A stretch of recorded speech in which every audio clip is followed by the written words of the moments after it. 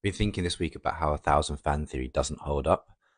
It's this kind of like archaic idea of how people behave. And the point that I think I was trying to make when I started talking about this is that treating people as this like static ideal, it just doesn't pan out. It doesn't really come true. The reality is that people change their tastes. They have money sometimes, they don't have money sometimes. They like one artist or one style of music. Sometimes they like film. Sometimes they just want to be on social media. They like lots of different artists. They can't support them all. This idea that you'll capture 100 or 1,000 people that will stay with you forever is just not realistic. The reality is you're constantly maintaining an ecosystem of changing things, fluid, like sand that slips through your fingers. And it's not this thing that stays. And no one really talks about the work that needs to be done.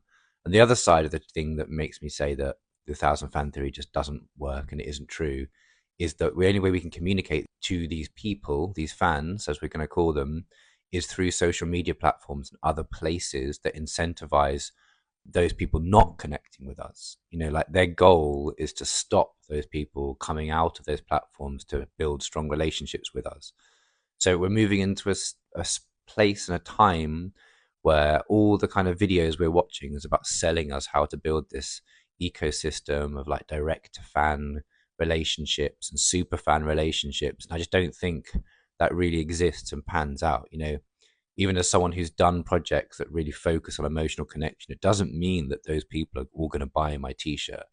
1,000 subscribers doesn't mean 1,000 paid subscriptions, and 1,000 people at your gig doesn't mean you're going to sell any merch. A million followers doesn't mean even 100 sales, right? And a million streams doesn't necessarily mean 100 followers.